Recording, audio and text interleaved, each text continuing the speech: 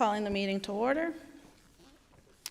I propose convening into executive session pursuant to Rhode Island General Laws, Section 42-46-4 and 5, for the purpose of discussing the administrative assistance contract negotiations pursuant to Rhode Island General Laws, Section 42-46, subsection 5A2, discussion regarding contract for human resources office manager and benefits coordinator pursuant to Rhode Island General Laws, Section 42-46, subsection 5A1, and discussion regarding contract for systems administrator pursuant to Rhode Island General Laws, Section 42-46, subsection 5A1.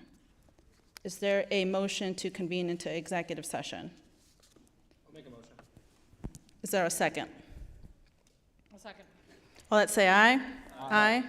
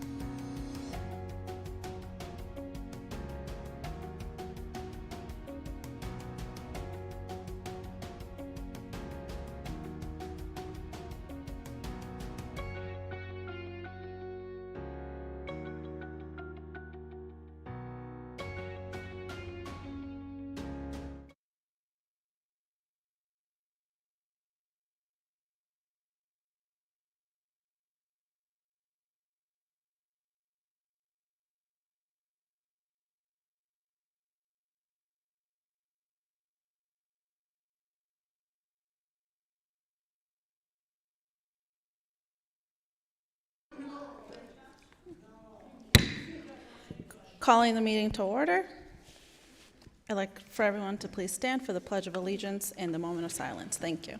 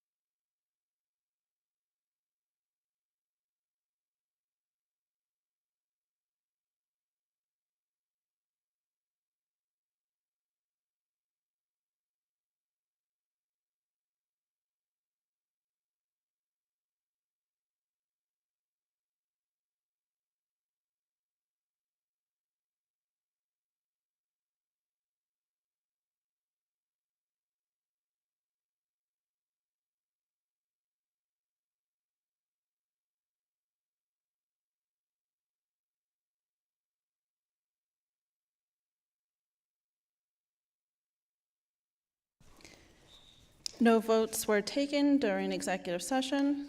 I'll entertain a motion to seal the executive session minutes. Is there a motion? I'll make a motion. Is there a second? I second. All that say aye. Aye. Aye. Is there a motion to move up the unified volleyball team right after the student liaisons for the interest of time? And I would like to avoid our students staying here too late. I make a motion. Is there a second? I'll second it. All that say aye. Aye. Aye.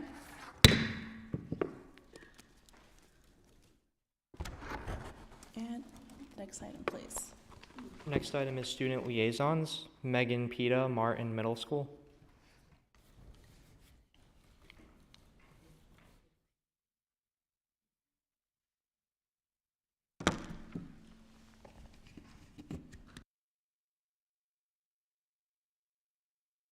Hello.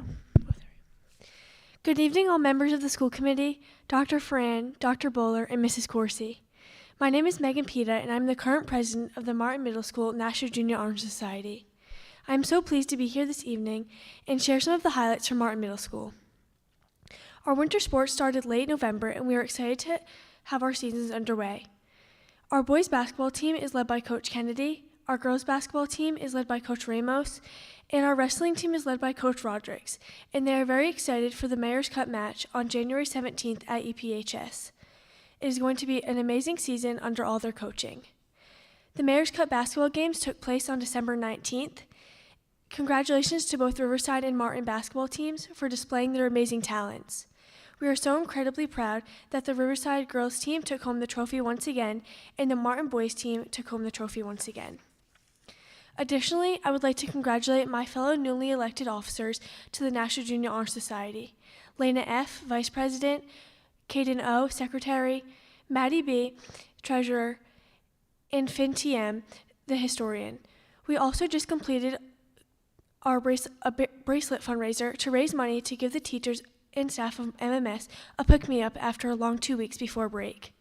Our band, conducted by Mrs. Anderson, performed in their winter concert on December 11th at the East Providence High School auditorium.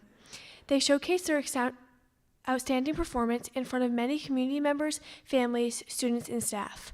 Our chorus, led by Mr. Rappa, had their winter concert on Tuesday, December 19th at East Providence High School auditorium at 7 p.m. We would like to take a moment to thank Mr. Black and the high school music department for hosting both of our winter concerts.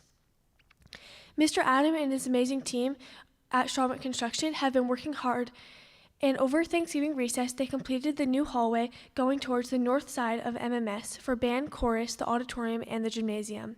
They also finished making upgrades to the auditorium, and we were able to have our first assembly in the auditorium on December 1st.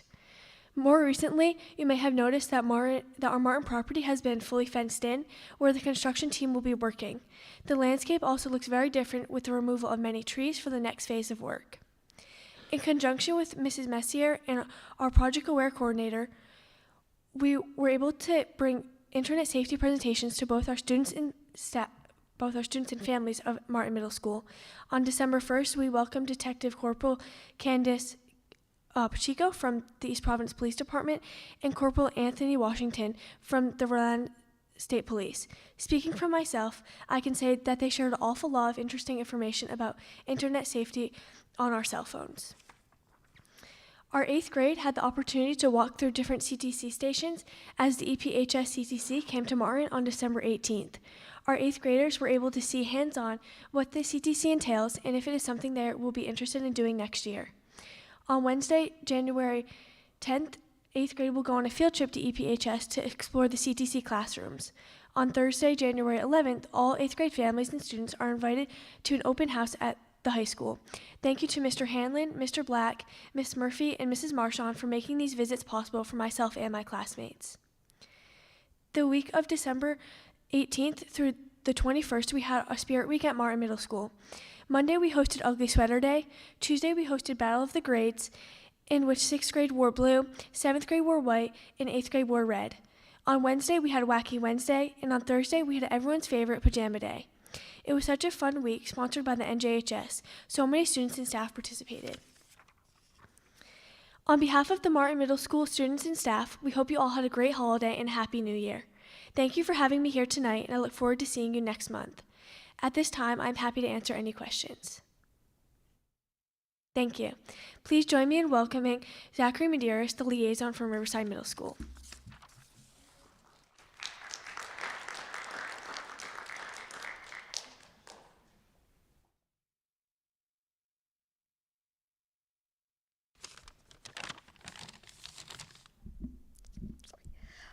Good evening, school committee members, Dr. Bowler, Dr. Frand, and Miss Corsi. It's a pleasure to see you again this evening. I'd like to share some events from November and December at Riverside Middle School, as well as some things to come this month. On November 16th, the PTSA hosted restaurant night at East Providence House of Pizza. 10% of proceeds benefited our school community. Blech. On November 17th, we had our first quarter honor roll bingo, where anybody that had all A's and B's could participate. On November 28th, we had a whole school skate night at the United States of America. Starting in December, we kicked off our RMS holiday calendar, where each week we celebrated holidays school-wide and showed school spirit by dressing up in festive attire. Officer Tyler even dressed up like the Grinch along with other students who have been participating in daily activities. The RMS cheer program is up and running, thanks to some student initiative and collaborative efforts from our principal, Dr. G, and the Boys and Girls Club. Students practice Tuesdays, Wednesdays, and Fridays, and they will be performing at our basketball games throughout the season. Our winter sports season is underway for Boys and Girls Club basketball as well as wrestling. It was great to see an interest from all grade levels. The CTC visited RMS in December, and 8th graders were able to have a hands-on learning experience from former RMS Vikings who are now in the program at the high school, where they had lots of activities and games for the students to try and see if they would eventually want to join the CTC program in the high school. Thank you to Mr. Hanlon, the teachers at the CTC, our guidance and administration for making this possible. On December 13th, we had our in-school band concert led by Mr. McGuire, where the students practiced and played for the entire student body. On December 20th, we had our winter chorus concert led by Mrs. Pimentel, where students used their voices in unison to spread holiday cheer. Finally, with IRD coming up this week and next week, we are putting improvement and performance incentives into place for each homeroom. I'd like to wish everybody a happy new year. Does anybody have any questions? Okay, thank you for having me.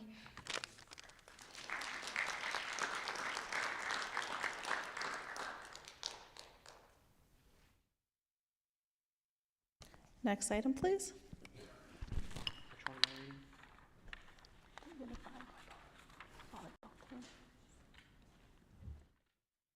Next is unified volleyball team. I ask please that the unified volleyball team come down as I read your names.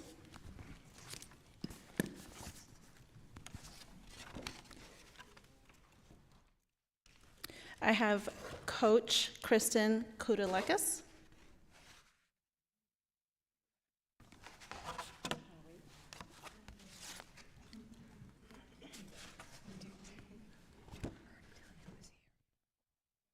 I'll call everyone. Oh, yeah, please go. Come ahead and stand up here. Thank you. I feel like Yeah, I'm trying to like do both, sorry. I'm joining the committee. Thank you. We have Ben Nascimento. We didn't get the whole squad here. Okay. Coach Dan is with a sick child. Beth is here. Coach Dudley.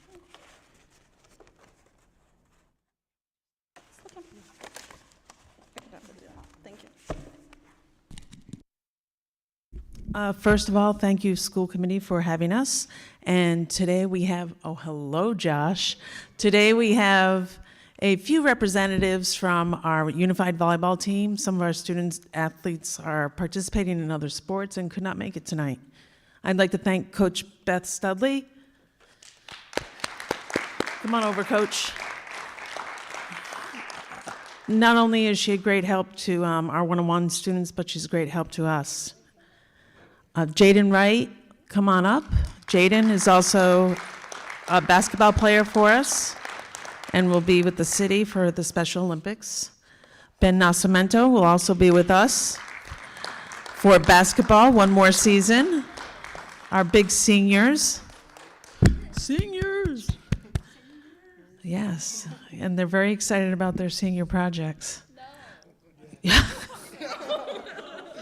supposed to say yes. Okay, Tyus and Josh are coming up together. This is Tyus Tate and Josh. Josh Harris is one of our best servers, so we'd like to thank him for a great season. And again, thank you everyone for coming out to watch us participate in the finals. Not this year, but next year. We'll make sure to bring home the number one. But number two is good, right? Number two is good with us. Can we just take a minute and ask the school committee to take a photo with our team real quick? Can you guys, Mrs. Nascimento might take a photo of them with you. Thank you.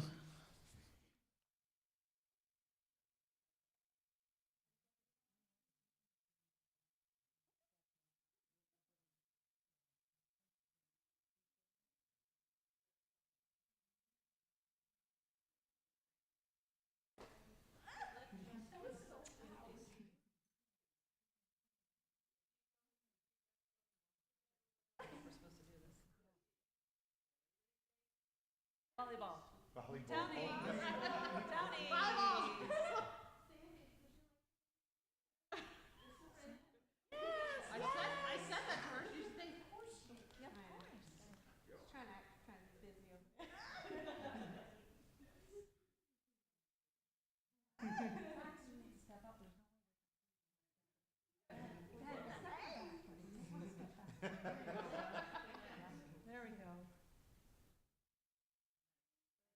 Thank you so much. Thank you for having us.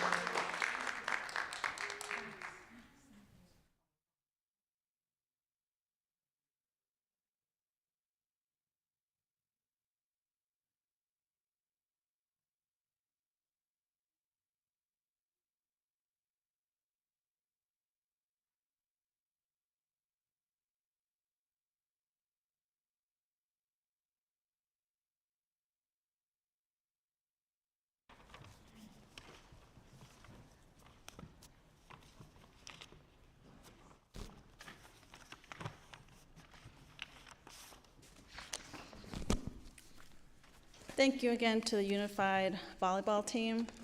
Can't thank you enough again to the coaches that work tirelessly with the team, as well as the parents that are always there present to support. So thank you again. Next item, please. Next item is consent agenda.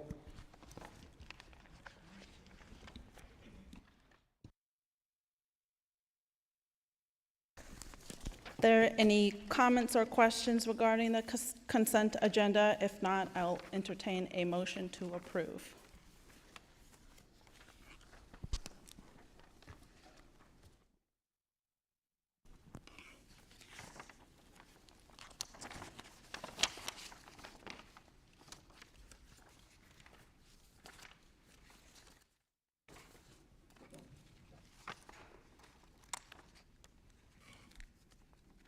Is there a motion? I'll second. All that say aye? Aye.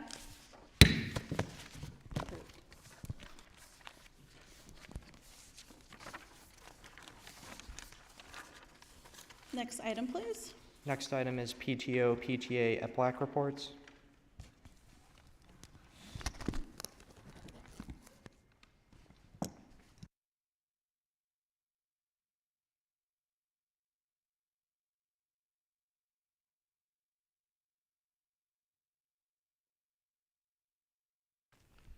Good evening, everyone. Happy New Year. I wanted to read our 2022-23 report briefly. I will email the committee all a copy, so you'll have it. Okay. Message from the committee. During the 2022-23 school year, EPLAC provided 4 workshops that were beneficial to both parents and school personnel. The first was neurodiversity, presented by Brittany Kobasi, explaining the difference between neurodivergent and neurotypical, identifying the use of neurodiversity, affirming language. Connection over competence, provided attendees with a copy of a slideshow that included links and resources for books, podcasts, and social media, and more. In January, we held a workshop called Transitioning to Adult Services by ORS and BHDDH. Representative were there. It was on Wednesday, January 25th. We hosted a workshop, which I just named, BHDDH, Department of Behavioral Health Development and Disabilities in Hospitals. Our March meeting was on March 29th. We had a good turnout. The workshop was called School Transitioning from Pre-K to Kindergarten Workshop, presented by Principal Karen Ribello and Melissa Moon. Principal Ribello talked about getting our children ready for transitioning at all levels, pre-K to kindergarten, along with elementary, middle, and high school transitionings, being proactive. Our May meeting held on May 31st. Guest speaker was Orchard Montessori Center, discussed their inclusion programs offered. Mark Gray from Ripon, he spoke about policies and analysis, presented an update on special education legislation. Our monthly meetings, we again have a section called Tell Us Something Good. This time our attendees are asked to share something positive happening within our community of students. We had many responses with the newly added opportunity. Our pupil personnel director update continues to allow current information to be shared. Pupil personnel Leslie Anderson created a nice trifold EPLAC brochure to be handed out to the parents at the IEP or 504 meetings. This will help families learn about us and hope to have them join in our monthly meetings. As for our advisory role to administration, the committee had 2 major concerns for our students' population. One was about the social, emotional, mental health due to COVID, and the other was lack of enrichment courses being provided for our students. Both of these were acknowledged and were worked on as a collaboration with the pupil personnel director, who was very involved with us implementing these programs. Finally, EPLAC held our 15th annual Special Needs Recognition Program, identifying those programs and individuals who have provided consistently outstanding services to advance the success of students with special needs, especially in the area of inclusion. Our recognition reception was held on May 18th at the East Providence High School cafeteria, where all the nominees were honored. Chef William Walker, Chef Marie Claire McKillop, and staff, along with their students in the culinary program, created the event, which was approximately in attendance of 110 people. Through the generous donations of the East Providence School Department, PTA, PTO, and PTCs in the district, our recognition night was again a huge success. This year's Carla Midgley recipient went to a well-deserving community leader, Carl Sweeney. It was our privilege to share their stories, being inspired by commitment to the students of East Providence. We would like to recognize the 2023 program winners.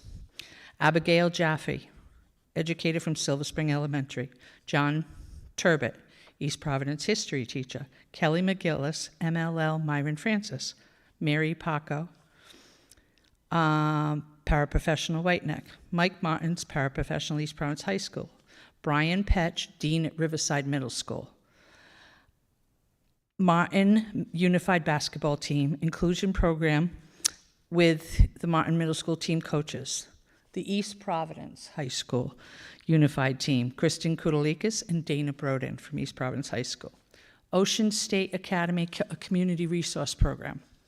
Student recipients, which we always really like to see too, was Anus Lust, a student at East Providence High School. Emma O'Connell, Waddington Elementary.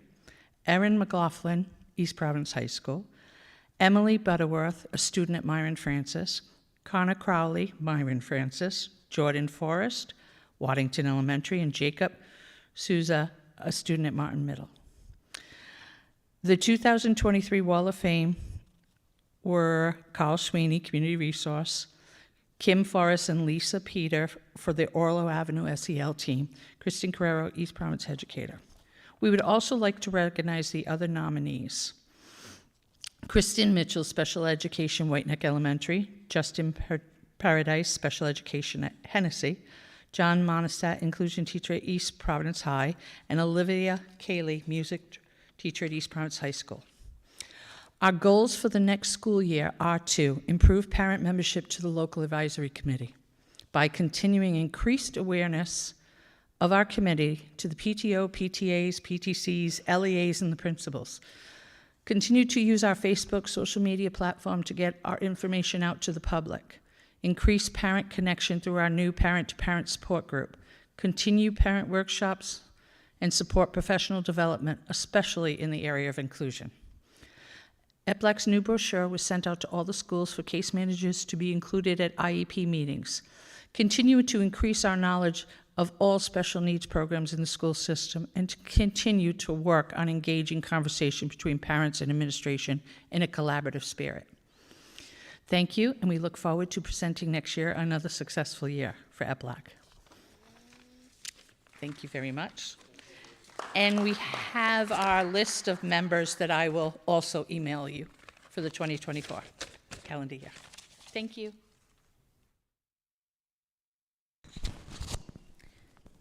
Next item, please. Next item is Superintendent's Report. Dr. Ferrand.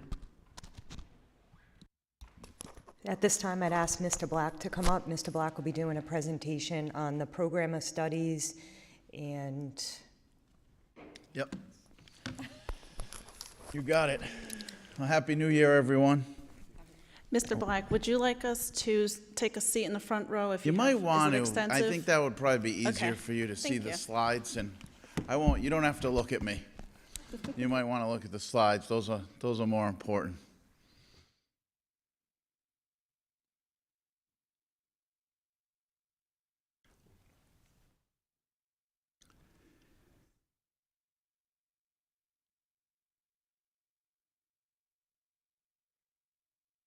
All right, so just as a refresher, our program of studies is the document that we have that is pretty comprehensive. We have close to 300 courses that we offer at the high school, including year-long and semester classes. It includes our CTC and all our content areas.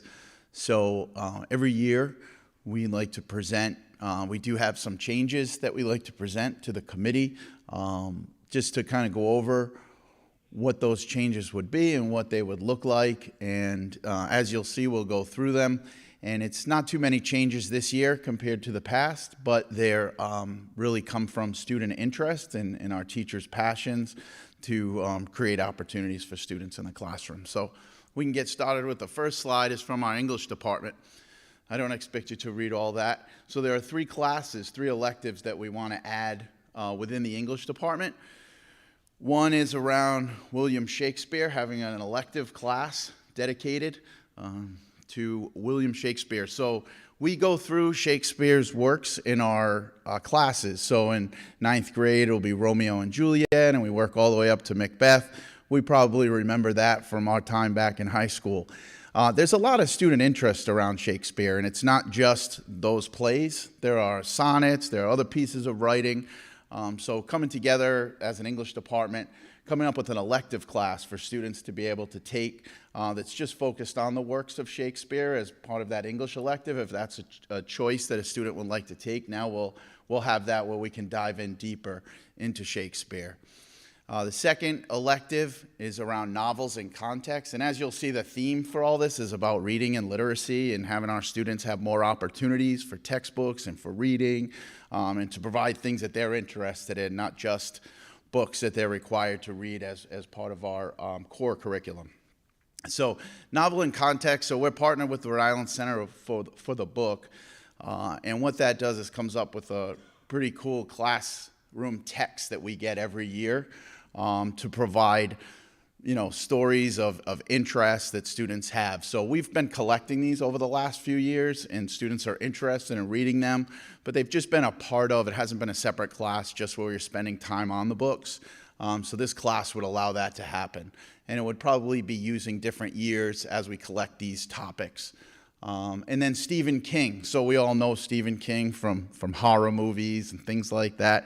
There's a lot of interest in that. It's not just horror movies, there's fiction, there's fantasy, there's science fiction.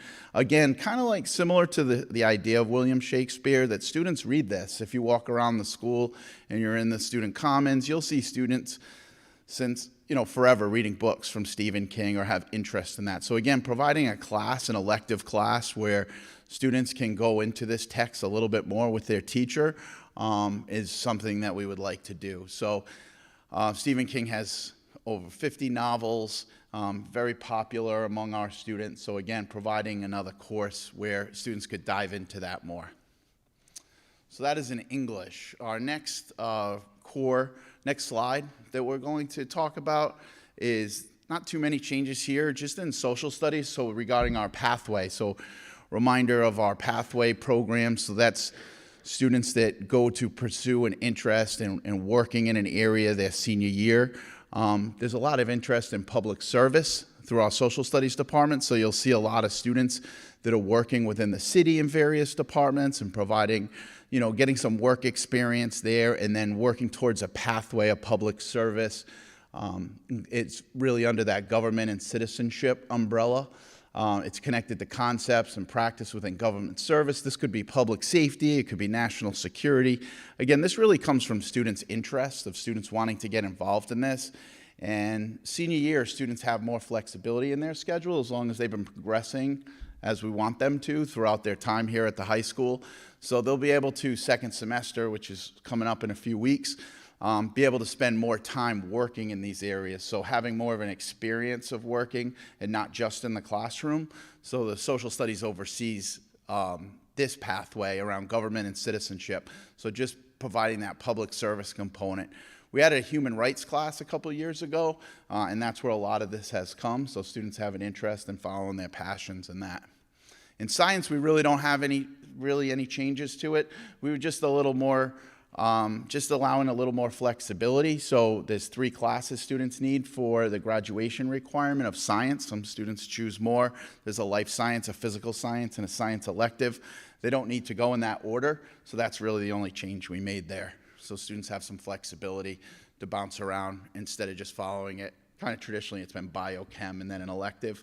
Now, if they prefer to take something sooner or that has more interest, or take something in combination with another class, it's just allow for that flexibility that we spelled out in the program of study. The next slide that we have is changes around math, so we're adding one class. It's an advanced placement pre-calculus class. So we sent a couple of teachers for training over the summer through RIDE and College Board, where they were able to get trained and become an advanced placement teacher in pre-calculus. We offered pre-calculus before, but not at the AP level. So that's new, where students can take that AP exam and use that AP credit for college. For students that have more of a math interest in that. And similar to that, in terms of advanced placement, is French. We have a number of students that have come to us over the years, either just with a French background, from countries speaking French, that have come to East Providence High School and coming at a high level. So being able to offer that advanced placement for students in French as well, in addition to advanced placement Spanish that we've already had, as another opportunity for kids. The next slide is around from our CTC. So it's a course. We received a grant. Dr. Bowler worked on a grant for us last year, and it's a course called Data Science, AI, and You. It sounds like it'll probably be the title of a Hallmark movie in 25 years, but it's data science, and it's about artificial intelligence, and it involves the healthcare community, and for looking at predictions for healthcare, for bias for healthcare, all the things that go into it. So we had a group of students pilot it last year with Patty Pyros. It's under the IT, computer science umbrella within the CTC. It was very popular. They went and participated in a data, like a datathon, which was up at MIT in Boston. So we've been actively recruiting for this course. The students that took it last year have been out at lunch trying to get students to sign up for it this year, a very popular class. And then within our health and phys ed department, so we have sports media as well as coaching and officiating. So sports media has really become driven through our athletic department. So when we see the QR codes and things like that, I don't know if you've noticed that at varsity contests that you go to, you can scan the QR code with your phone, and you'll get basically a program that the students are creating in that class that they're able to create. So they're developing all that content, who's starting and what positions they play and what year they are. So all of that is electronic, and it's all done within the school, but it's connected to our events after school. And then our coaching and officiating, we all know, we hear about it all the time. There's a need for officials, there's a need for coaches, so providing students with that experience. And we've really partnered with our unified program in that, so our unified PE class. So as students are actually learning about, just what we had up here, coaching unified teams and getting experience with that in the program now. So that's really a nice way. And we brought in a lot of guest speakers, the people that we see on local TV, like Channel 12 and 10 and 6, a lot of those reporters from the sports department have come in to speak, as well as from Projo and some other people that have come in to talk to students about, what it's like in coaching and officiating and even in sports media. So we're involving that experience piece to come in as well. And then those are the people that come and sometimes broadcast the games or video the games as well and see the athletes after school. So it's a nice program for us as well. The next slide. So it's changes to our fine arts. So as we just heard from a previous report, in terms of creating more inclusive classes within the school has been a focus. So one of them around unified fine arts.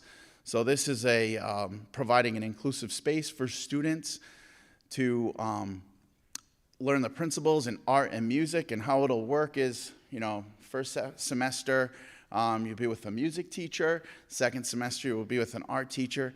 Similar to what we've done in phys ed with Partners Program and having peer models with our students with various abilities and putting them together in a class. So there's a lot of participation, and our paraprofessionals are involved and peer models. It's really creating more of an inclusive space. It's kind of been happening informally within fine arts, but it's spelled out more in this program of study. And then another class, Intro to Music Theory. So our music offerings have been very specific in terms of piano, guitar, band, chorus. So sometimes students, might not know if that's the instrument or the passion that they want to go into. So to back it up a little bit and have an Intro to Music Theory allows students to, still work and get involved in music, it's written theories and oral skills and kind of cultivate their experience through music, and then just have an opportunity to get into that program without feeling like, oh, I need to know something more or already have a certain level of ability. So just kind of to look over what we've got on the next slide, just some highlights of our program of study. So you have a lot of courses that are offered here, many robust choices of electives for students. We have sheltered courses for our MLL students. CTC we talked about a little bit, but they're extensive and provide a lot of work-based learning opportunities for students. We have all levels of courses here at the high school. We talked a little bit about advanced placement. We have early enrollment programs and EEP where students obtain college credits while they're here at East Providence High School and leave with those credits. We have honors, college prep, collaborative, really across the board. So we're really trying to grow our AP program as well as provide, more offerings for all students, experiential pathways.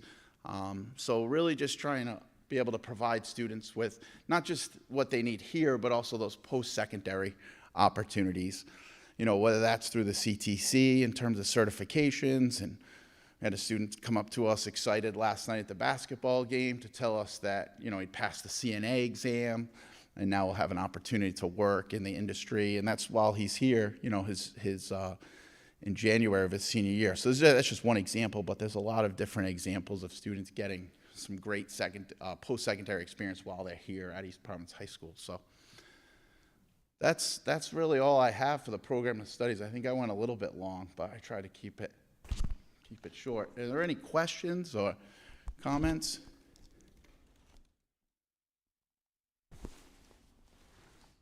Okay, well, you know where to find me.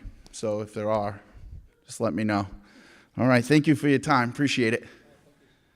Thank you.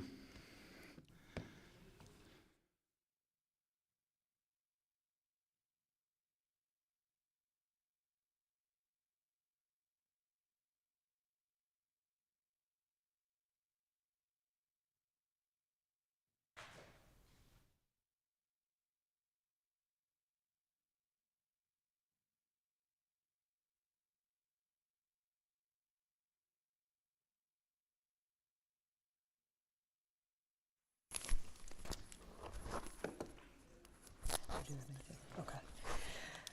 I just wanted to announce that on Wednesday, the 24th at 6 p.m., we'll have a parent meeting regarding ALICE training. So the district switched over to ALICE in 2019. We have been working the last year with our staff to change the protocols that we use in the classrooms. So we will be switching over the way we do drills beginning after January. So teachers and principals will be working with students on how to implement ALICE in the classroom.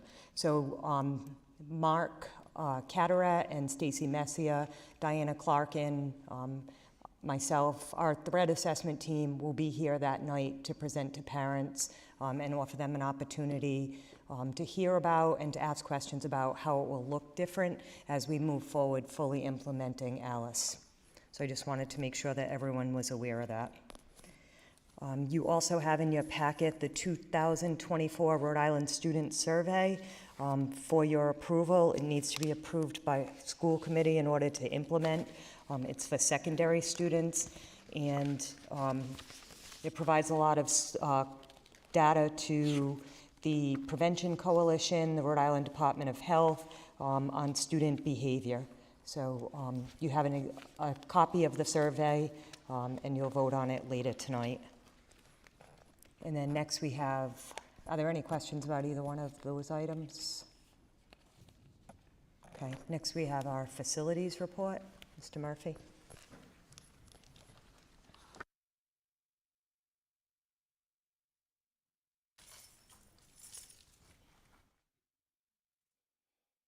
Good evening, all. Let's start off with Riverside. The window replacement project has started in earnest as of early this week. The media center and the science room rehab starts also probably mid-February. So it's going to be a confluence of two significant projects taking place at the same time at Riverside. We have met with the contractor for the windows and the contractor for the Science and Media Center rehab, and they're working very well together, as is the staff from Riverside. Everybody has come together with a very positive attitude of, let's get this job done, let's make exceptions where we have to, except with regard to quality of the work, but moving people around and things of that nature. So it's going well thus far. We also have a walk-in freezer refrigerator replacement slated for the summer of 2024. And the gymnasium divider is slated for demolition on Thursday, February 22nd and Friday the 23rd. And the new one to be installed on the April vacation, April 15th through 19th. Martin Middle School, I was upstaged again by young Ms. Peta, but I'll hit a couple of those items anyway. Second enabling phase has been completed. The necessary permits have been received to start site work, which involves the demolition of the old main entrance, as well as the installation of the sewer and utility lines surrounding the property. Also, the gym floor was refinished over the Christmas break and looks super, looks brand new. Silver Spring, the window replacement project punch list is progressing. It's winding down. The final walkthrough of that school regarding the window replacement is scheduled for Monday, February 15th. At Orlo, courtyard renovation project is scheduled for spring of 2024. And also, like Silver Spring, the window replacement project punch list is in progress, and that final walkthrough for that particular window replacement project is also due on Monday, the 15th. We'll start at Orlo, go through that, and move right on to Silver Spring the same morning. Also, the playground fence is scheduled for replacement at Orlo on the April vacation of 2024. If you've seen that playground fence, it owes the community nothing. It's been in place for quite a long time, is in a dilapidated state, and is screaming for replacement. So we'll be doing that on the April vacation week. At Myron J. Francis, I believe we will be awarding the replacement of that boiler to a vendor who was selected last month. That award should come today. At Waddington, 3 phases of the reconstruction renovation project. First phase, summer 2024. Phase 2, summer 2025. And phase 3, summer of 2026. The high school, 3 open items remain on a punch list that was about 30 pages last year at this time. So we are getting down to the very end there, which is a good sign. We're also going to explore the addition of bathroom doors on selected bathrooms in the high school. Having spoken with the administration there, this is seen as a necessity to control certain elements within the school. So I've talked to AI3, our architects, and they're putting together a plan for the installation of a certain amount of doors. At the admin building, the LED project replacement is slated for completion this Friday. And also we're considering building out some of the larger offices into smaller offices within that building. Surplus equipment disposal. We can sell, donate, or scrap. I believe you've been supplied with a list of items that we can offload, things that aren't being used, haven't been used, or that are still very useful to someone, but just not us here in the district. And winter preparation, all schools have been appropriately stocked with winter storm tools and supplies. All snow removal equipment, from snow blowers to sanders and salters and plows, have been tested in good order, and were of course put to use this past Sunday night. And everything, I think we broke one drive belt on one snow blower, which has been replaced already. So that was a good showing by the team in that respect. Also, all applicable district boiler systems have had glycol, which is like an antifreeze, installed within the system to prohibit or potentially reduce or prevent the freezing pipes, some of which we experienced last year. So that is what I had, folks. Happy to answer any questions if there are. Yes, please go ahead. Chris, the first question would be, with the space that we have around Orlo, where are we at with that? The space around Orlo. Windows, when we pull the old windows out, That's going to be completed by my staff once the final walkthrough is done. All right, do we have any update how we're gonna handle that, when we're gonna handle that? It'll be done once the project is completed and the architects are out of the way, but Danny and I have looked at it and considered certain areas or certain solutions to that. Nothing has been decided firmly as of yet. All right, and as far as them two projects, the final walkthrough is gonna be on Monday, That's right. the 15th. Do you know what time it's gonna be? You know what, I'll have to get back to you on that. I'm not 100% sure. Afternoon, because if we have school, the last couple we had like at 3 o'clock or something. Actually, that's Martin Luther King Day, and we're doing expressly on that day so the kids wouldn't be in the way. All right, So I'm thinking it'll probably be a morning one, Tony, but I will let you know the specific time. thank you. Now, how convinced today, Chris, do we know where we're at with that? Where, in other words, the motors got put in, they're all wired at Orlo? No, they're not. No, they're not. That's one thing that still has to be done. And now the shades at Silver Spring and stuff like that, that's all gonna be done? Are going in Friday and Saturday of this coming week, the shades. All right. That, just a couple more, Chris. If you can just give the committee any specs that we have, I think you mentioned a couple meetings back, we may do a rolling gate. For the fence at Orlo? Yes. That was a bit too expensive, Tony. We're going to go with the swinging gate as it exists right now. However, everything's brand new. So, I love that idea, and I'll just mention, we had an issue with the rolling gate at Hennessy many years ago. And it was not conducive to have kids playing on it, and a couple fingers may have been taken off. Really? permanently, and Okay. a couple, and that's going back about 14 years ago. So I'm very happy to hear that it was expensive, and we're going with the swing gate. Very So, good, very good. That's why I wanted to kind of meet with you on that, so thank you Good. with that. And, Chris, just an update, I talked to Sandy today about the drain on the roof that cracked or something that caused the leak. yeah, it was actually, the roofers were there today, and they thought it was a bell housing within a roof drain. It turned out to be a flashing issue. So that was 100% tied back to Greenwood Roofing. And they were there today and completed the repair. However, one of the areas for repair was still caked in ice, and they didn't want to tear the ice off. So they concocted a water control device that we're going to be looking at closely tonight and, of course, tomorrow morning to make sure that we don't get inundated in that respect. And they're coming back Thursday to fix that particular second issue. That cost will fall under the roofing company? Oh, Greenwood Roofing, or Greenwood, jeez. Yes, the roofing company. Again, there's a 25-year warranty on that roof, and they stood right up and took responsibility for that and are moving on that right now. Excellent, thank you. You bet. Anything else? Anything else from the rest of the committee? Thank you Very very much. Next, we have Mr. Enos with the finance update.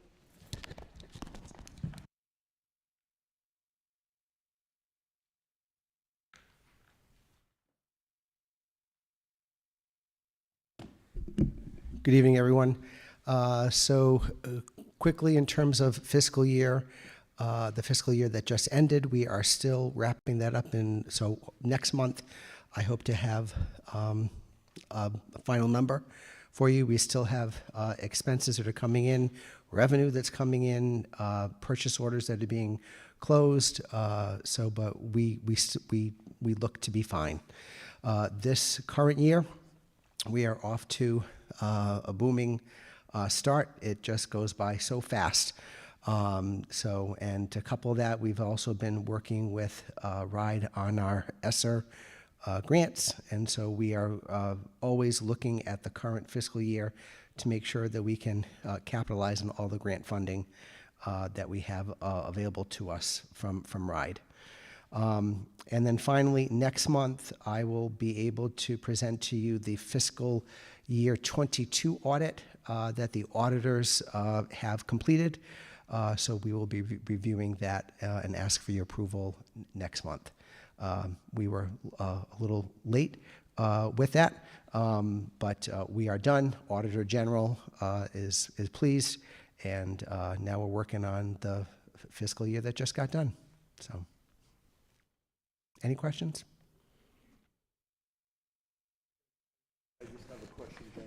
Go ahead. Greg, just a question, with the fine money that we're collecting from Silver Spring, from Mills Construction, do we have an amount to date? We are working with legal counsel on that. She and I actually will be talking tomorrow. So we haven't paid any bills from that since the last bill we paid was August. So there's a requisition that's been sitting from September. We also have a requisition that just came in last week, and I sent everything over to the legal counsel 2 weeks ago. So yeah, that's something that we need to work out and iron out. Can you just keep this committee up to date tomorrow? Of course, yep. Look at where we're at with the fine. It's a very substantial amount, Yes. so. Want me to say where I think we're at? I'll say, what are they gonna do to me? In the range of about $180,000, if not exceeding $200,000 by the 15th. So, that's money that we're owed, and whatever legal aspect we gotta do, I won't be supporting no more bills into Ben or whoever's dealing that legal matter, and naturally you give us a go-ahead on that, so thank you for that. Understand. If that update can be in the weekly update, that way it's all concise and Sure. on spot, that'd be great. Yep. Thank you. Thank you. You're welcome. Oh, Does and anyone also, else- since some parents are probably watching, it's never too late to get in your school lunch app, www.myschoolapps.com. We want to help you people. We want to help. So please let us help you. We've done mailings. We have many seniors and juniors who parents still did not file a lunch application, and their balances keep growing. We sent out an application, self-addressed stamped envelope. The response has been very, very poor. We probably send out about 300. So we're trying to help our families, trying to help these students. So thank you. Let us know what that amount is. Sure will. Sure. I will email that to you. I don't have that directly in front of me. One last thing, sorry.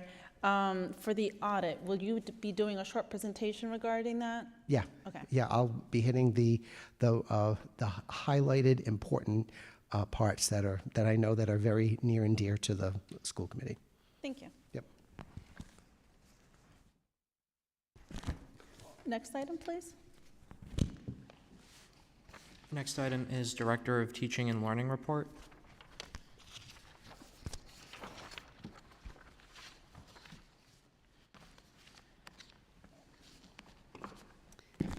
Good evening. Good evening. Would you like us to also sit in the front row? Because That's up to you. I am going to be sort of talking through, and the visuals you also have in your packet. So, your choice. Okay. So, Move to the thank front. you. The purpose of my presentation tonight is to announce the recent RIDE release of district and school accountability data, which was just this past Friday, January 5th. So this is new information. Also here to provide a brief overview of the district and school accountability components and share the process that we will use to drive continuous improvement efforts. Thank you. Our accountability system, this accountability system is familiar to us. The identified components in the STAR rating system have been in place in Rhode Island for several years. This year, one change, RIDE submitted an amendment to the U.S. Department of Ed that was just recently approved and is reflected here, and that's the inclusion of our science proficiency data. That's the biggest change that we saw this year, and we did anticipate that change. So the slide that we're looking at here provides an overview of the components of the RIDE accountability system. In achievement, it includes our RICAS, ELA, and math data in grades 3 through 8, our SAT, math, and ELA data for grade 11, and our state science assessment for the first time. Not the first time we're taking it, but the first time it's included in this accountability for grades 5, 8, and 11. It also includes growth measures in ELA and math, and English language proficiency that's measured through the access and alternate access assessment. Post-pandemic assessments, which were the spring 22 data, provided a new baseline for us and for schools, I think, everywhere. Schools, of course, are still recovering from the impact of the pandemic. And just to highlight, we didn't mean that for this to be sort of a RICAS presentation or solely academic presentation, but just some highlights. Just to highlight some of the pieces that we found, so that the achievement levels are not where we want them to be, but they are trending in the right direction. Our RICAS ELA data, we saw an increase of 1.5%, RICAS math, an increase of 4%. Our NGSA data is relatively flat, but higher than pre-pandemic. Our SAT ELA data, we saw an increase of 6.2%, and SAT math, an increase of 3.4%. So we're looking at this closely to make determinations around next steps, but we are pleased to see that things are headed in the right direction. The middle column, we measured on student success. They unpack that by looking at student absenteeism, teacher absenteeism, suspension rates, and the percentage of our students that exceed expectations on state assessment. Looking at our attendance, currently our most recent data, so our 2023 data, 27.5% of East Providence students are chronically absent. That is defined by missing 10% of the school year, which is 18 days or more. And looking at our teacher absenteeism, which was 13.9%. While there's room for significant growth, there was 5% improvement from 2022 to 2023 in teacher chronic absenteeism. And the final category is around college and career readiness that looks at our graduation rates. And post-secondary success, which you heard Mr. Black talk a little bit about, where they recognize CTE, industry-recognized credentials, college credit for dual enrollment, and AP exams. Next slide, please. For each of those components, there are point distributions. The point distributions in each category lead to star ratings for schools and school report cards. So the school report cards, I don't have each school's presentation in this presentation, but they are available to the public online, and I provided them to the committee in your packets today. Next slide, please. This is not a report card for East Providence. This is a sample report card just to unpack a little bit about what it looks like. I know that we went through this last year, but it's been a whole year since we've had new accountability data. And so what happens is we're given a point range for each category, and those are associated with star ratings. A school star rating is the lowest row where points are circled. And you'll see examples in our schools. If a column is missing a circled point score, it means there was not enough information to score. Typically, that means that we had too few students in that category, fewer than 20, to count. Once the school star rating is calculated, the number of low-performing subgroups in that school, which is in the far right column, are identified. This will be noted at the bottom of the school report card. This means that the school has a subgroup that's been identified for targeted support and must be reflected in their school improvement plan, how they're going to address those achievement gaps. Next slide, please. These are our overall star ratings.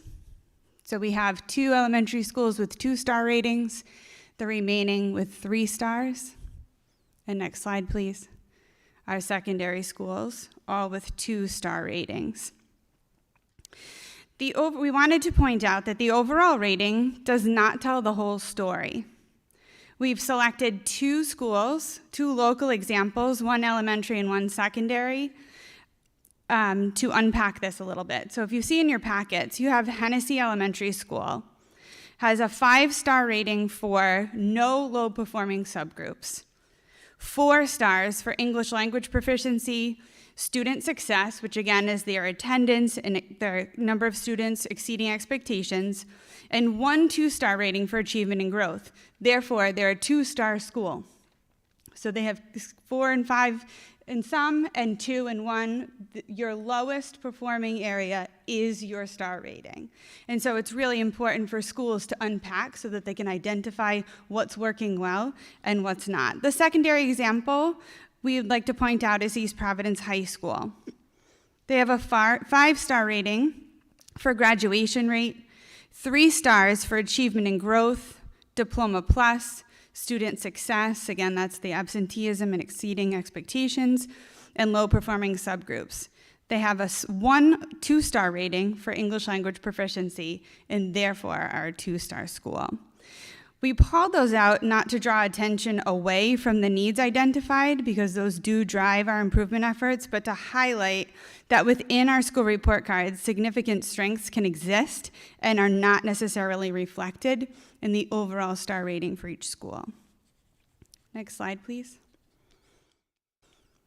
Our district and school teams will now convene and deeply analyze the new data sets. We go through continuous cycles of data analysis and action planning based on the data and our accountability scores. We will be revisiting the district strategic plan and each school revisiting their school improvement plan to make adjustments most of the time mid-year that will live in action steps. So not setting brand new areas of priority, but adjusting and pivoting action steps driven by the data set that we have in front of us. And my last slide. We use this traffic light color coding system that RIDE has identified, and we like to unpack. It's important for us to not just look at our greatest areas of needs, but to look at the strengths.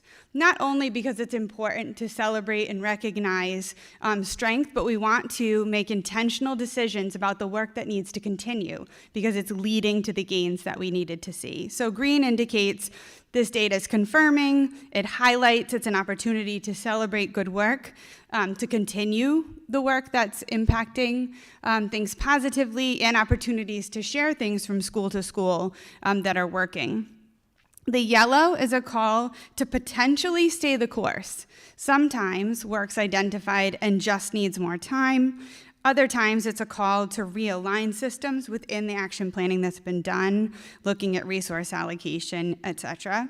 And the red or pink is a call to action for new work that needs to be identified, closely analyzed, really understanding the root cause, and then action planning. So our school, our departments, our district team, and school teams will be updating our plans.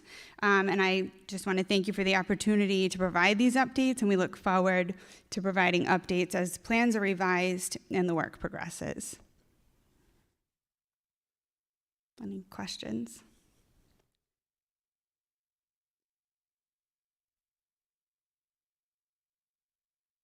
Any questions from the committee or comments?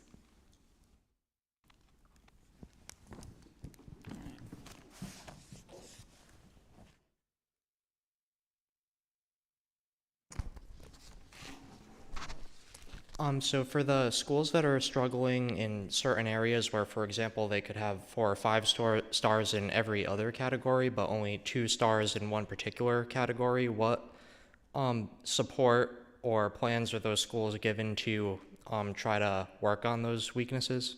Mm-hmm. Yeah, so it depends on the area. So there are definitely resources and ways that we support locally, and RIDE is looking, because there are certainly some trends across the state. And so we got just newly some packets and resources. So it depends on the work. So there's an office for attendance that we take down and share with attendance teams, for example. And that's work, I think, that's shared across all of our schools. I think we all have attendance work to do. So it depends on the areas that are identified, and it's a fine balance between our district strategic plan guiding things that will benefit all schools and having schools being able to make local decisions really based on the individual needs of their school.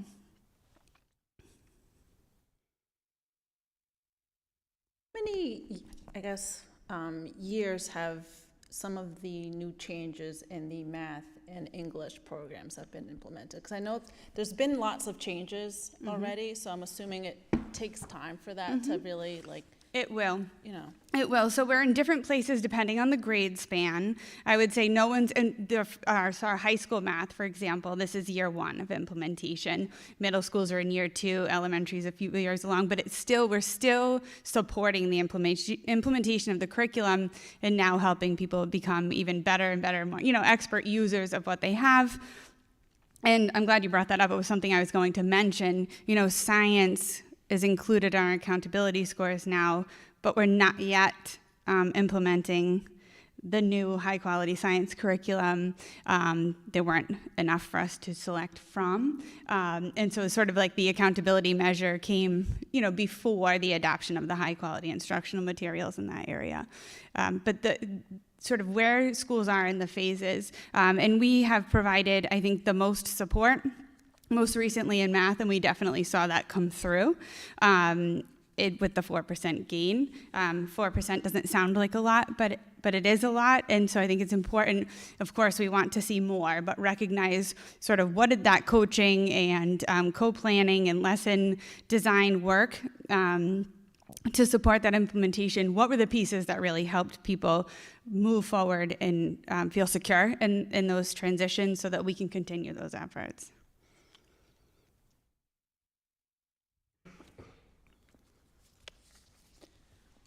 For the science part of the evaluation then, I'm assuming, is that something that we're looking at later down the line, or is that in the beginning process of, evaluating, potential other curriculums? Yes, it's coming. There's a legislation deadline of 2025, but we didn't have enough to choose from as a state. And so RIDE recognizes that. We're not sure if it will mean an extension. And that is a conversation we have locally, regularly, making sure we know what's available to us so that we can move forward when we are able. So it's very much like in the forefront of what's coming, and it's really going to be what's available to us to select from. I know you all remember the selection process we let teachers go through in selecting ELN math curriculums. We hope that they have those kinds of options when we're ready to purchase and implement new science curriculum. And just to clarify, you said 2025. That's the deadline for us to select, or for us to be able to have the options provided to us to select right now. Okay. Do we know when RIDE will have the options available for the districts to select from?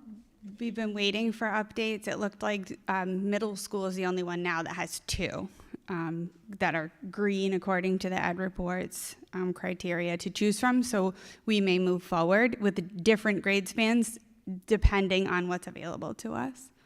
But I can certainly provide updates as soon as we have some more information. Thank you.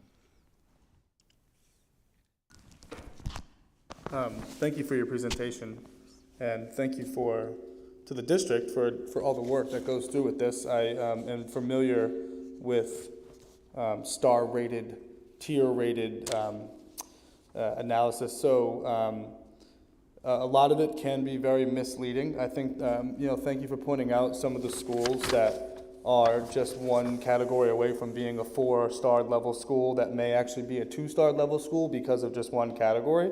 A couple of questions. One, is there any additional support or resources that are provided by RIDE to our district based on your rating? So there are additional supports once you're identified as, I think they say CSI now. I think you all remember, back when Uniza Gallant and I came to East Providence and Hennessy and Orlo were identified. We don't have any schools in that category. And if you're identified for that need of targeted support, you have to show that area of need for consecutive years to then be identified. And one change that RIDE announced actually just on Friday was they used to identify schools for that targeted support annually, and now they're doing it biannually. I think for a couple of reasons: their own capacity to really support those schools, but also once they're identified, for those schools to have time to implement their transformation or reform plans and show the gains. So we don't have any schools that fall into that category. RIDE does have resources for districts and schools across the state for, deeply understanding their data or how to action plan around, but not fiscally or in a way that we would be more closely monitored. Okay, thank you. And I guess lastly, how do you feel we are, do you feel that, you know, our district is prepared or has available to us the proper amount of resources and support to be able to pull some of our schools up, right, and achieve a higher rating, which would reflect a higher quality of learning happening in our schools? So I think, you know, I don't want to speak for myself, but I Sure, think yeah. the conversations that I've had with our team and with our principals, I think we feel better about the ways in which the strategic plan and school improvement plans were written in a more data-driven, comprehensive way. The plans that are living now, I think, are more reflective of the perspective of multiple stakeholders, multiple data sets to say this truly reflects the work that we need to do and feel better about action planning. I think to see the data move in the direction that it is affirming for our team and for school teams to say, you know, let's stay the course in a lot of senses. We've just written these plans, and so it's really important, you know, we're working with people who are working really hard, and to say we're recognizing the growth. Some things we've identified, these small steps in the right direction tell us to stay the course, and that we have what we can. One of the pieces of revising a strategic plan and a school improvement plan is to then look at your budget. And so that's where we're working with Craig's office to say, you know, we have this last segment of time with ESSER funds to do things that are above and beyond, and how are we doing that in the most intentional way while we have those funds. Excellent. Thank you.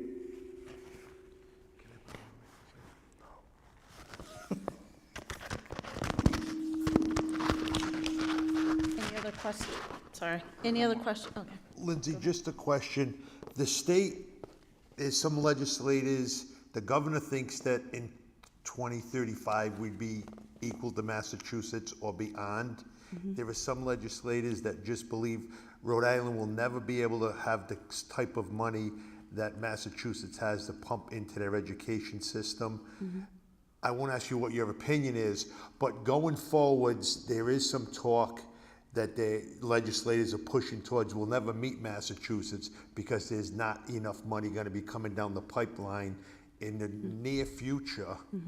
And I think they're trying to put the conversation more on cities and towns to find ways to support this education team. That we got a great team, but at what point would we really have discussions to say, in order to keep these on track, Right. we would need, and it would be an honest discussion. In other words, I respect the state where they're saying where they would like us to be. Legislators are saying, geographically, we just don't have that kind of money. We'll never have that kind of money. And we should focus on each city and town doing the best they can based on what the tax base can bring in. Do you think that's a fair statement? And we would need to look at, if we do get cuts from the state, we would have to go out and find more revenue to keep you and your team on track in this district going the way we're going now. Yes, and so I think we are already having conversations. We are concerned about how much good work has been funded through ESSER in this, you know, sort of COVID relief time. So I think we'll have to have some real conversations about the work that's proven successful and how we continue. The team and just bring what you guys have to the superintendent, to the committee, and we all got to work together for this. It's discouraging when you hear we compare constantly to states, but when you hear certain legislators say we're never going to get there, very, very discouraging for Rhode Island being so small. People should be looking at us, other surrounding communities. But if there's a disconnect in funding, especially in East Providence with the rate that that we get, Jess has been here for 10 years. We just can't seem to get that hurdle. But I think if with your team, superintendent, and our support going forwards in the next years, we can try to really generate more money out of the tax base to balance it out with other communities that their star rating did increase based on more money that they received. So I want to thank you and your team, and just keep the committee and the superintendent informed. Thank you. Yes.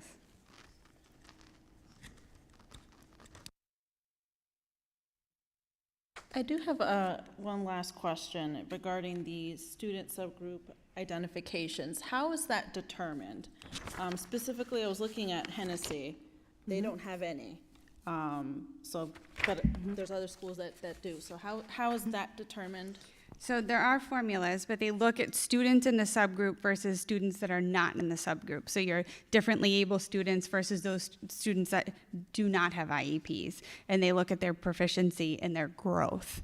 And one of the things that came up this year, which we're used to pre-pandemic, but didn't happen last year, is people really needed this new data set to go through because it includes now 2 years of data. And will continue to moving forward. We didn't have that last year because there had been that big gap from the pandemic where we didn't test. And so it's a call to look into, and then now school and district improvement plans, if those subgroups were not previously identified, the school improvement teams have to now really look specifically at that subgroup of students or subgroups and plan for action plan within their work, how they'll address those specific needs.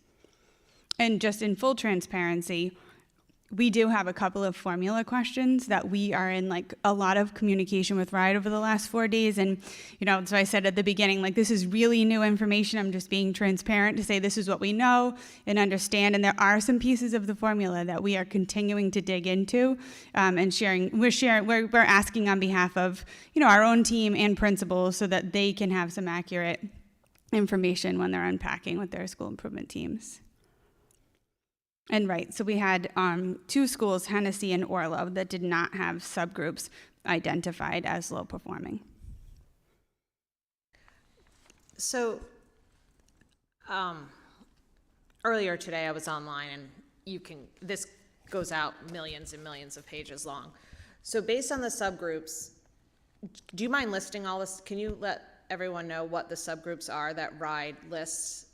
I don't have it in front of me to do it fairly. Okay. So those, I can list those that I come up for our district. Yep.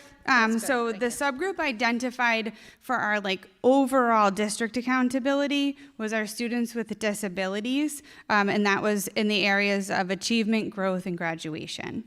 In terms of the individual schools. I guess the student with disabilities, so they took everything into consideration for all of our schools with that. So now I guess what I want to know is, because that was pretty much in a lot of our schools. What is that plan going to be looking like going forth? Okay, because I don't remember seeing that as much before. Maybe I just unfortunately overlooked it, but I didn't realize that in every category, and a student with disabilities is categorized as an IEP, or? Yes. Yes. Thank you. Yes. Sorry, I'm not sure if I fully answered your question.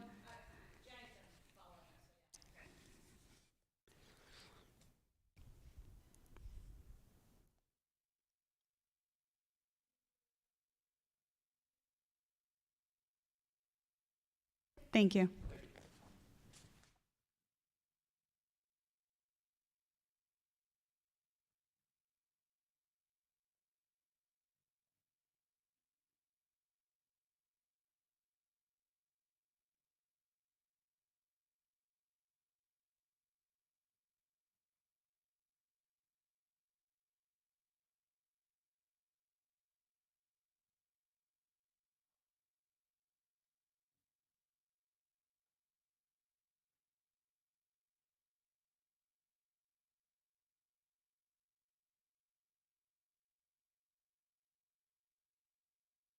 Next item, please.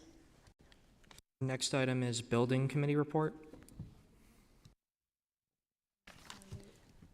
Superintendent, is there anything yourself or Mr. Enos would like to add? I know yesterday's meeting was pretty short, so I wasn't sure if there was anything to add from that. No, I think between Megan Pita and Mr. Murphy, they gave a pretty thorough update on where we are with all of the building at Martin, Waddington, and Riverside.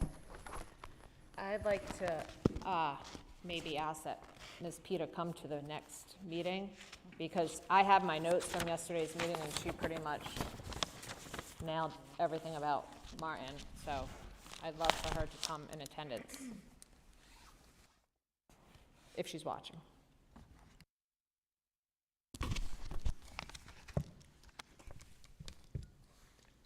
And we also have an update to our membership list. I do want to say a few words regarding Nate Cahoon. He served on the school committee and then later on moved to city council and was on the building committee the entirety of the time for both projects. He put in countless hours and a lot of time and dedication to making sure that the projects that we see today are here.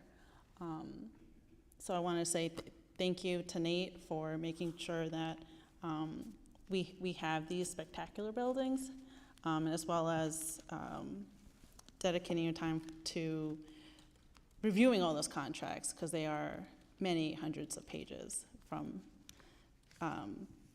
many different contracting companies as well. So thank you again, and we appreciate your hard work that you gave to this district, so thank you. Next item, please. Next item is discussion items.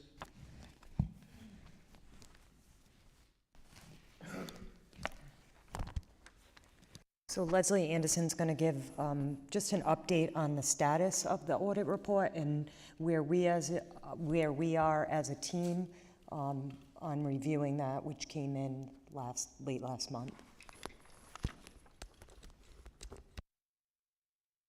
Good evening, everyone. So yes, we are in receipt of the completed audit from the American Institute for Research. It was delivered to us December 7th, right around noontime. And it is a very extensive report, about 150 pages worth, full with data and information that we are reviewing as first a central office team.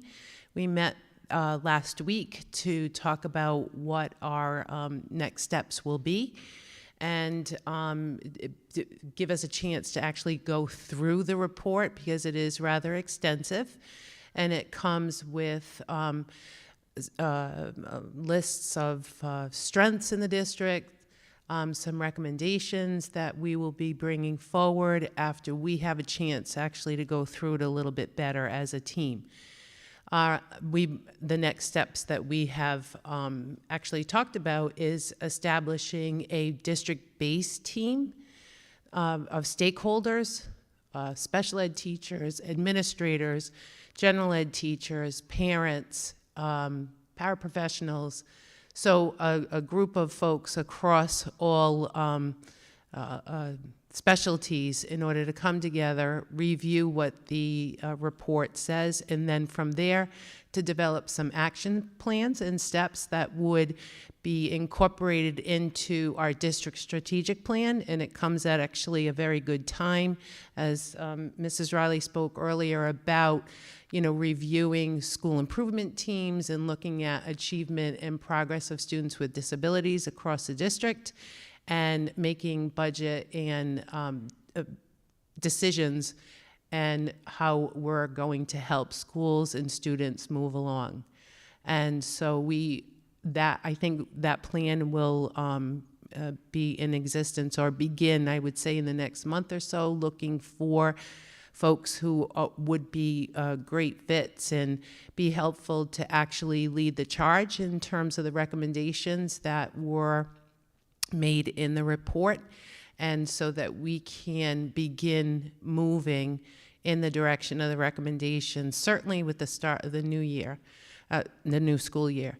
One thing I can say based on the recommendations that we did get is that some of them have already been in play for quite some time.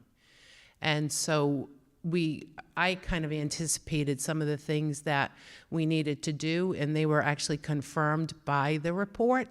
And so some of the steps that they suggest that we take are actually already in play. So looking at how we can perfect those things and actually move them as well in a positive direction.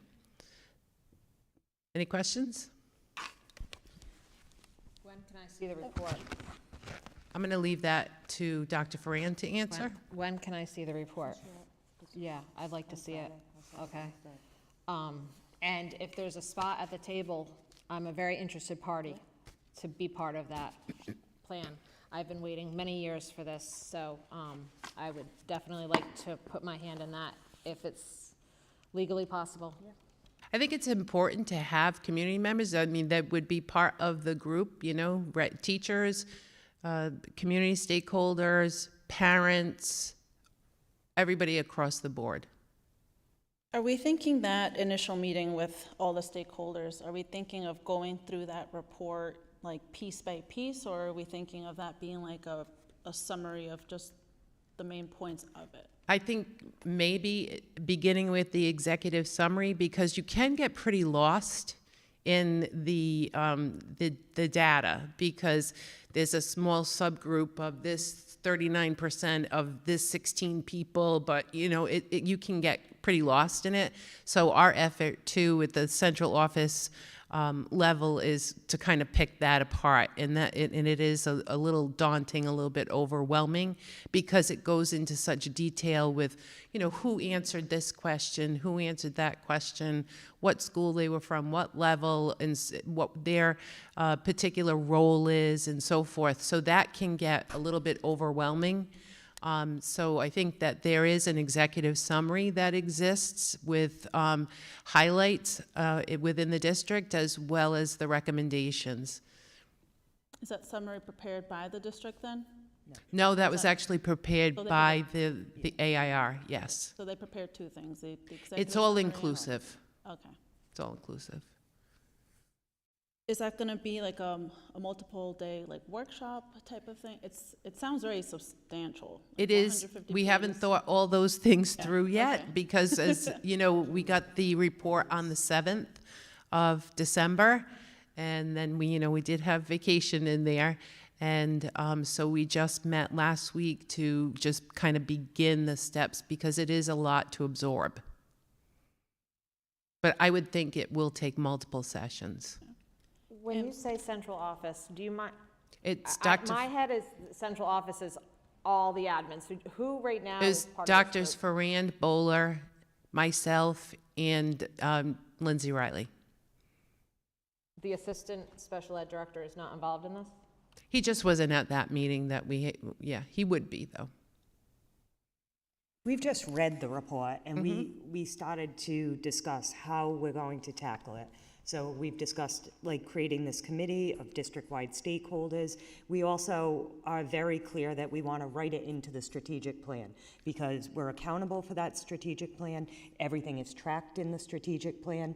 I don't think there was anything in that report that was a surprise to us, and I think there are things that we already knew and are already doing. Like, so we felt good about it, confirmed some of the work that we're doing, and I think it reinforced the work that we know we need to do, and gave us an outside opinion about some of the other areas that we need to look at. So I think there's a lot of valuable information there. I think we just needed a chance to discuss how to move forward with a team and how we wanted to lay it all out. And then, I mean, this is good timing, because we're already starting to plan for next year.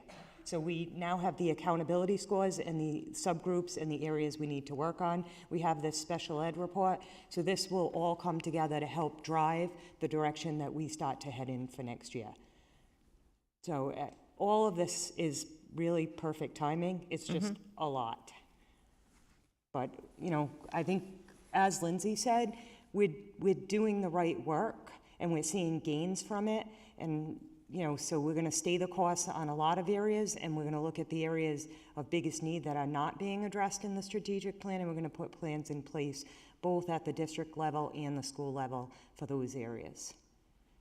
So we'll continue to keep the committee informed about where we're headed, as we start to unpack it and move forward with our plans.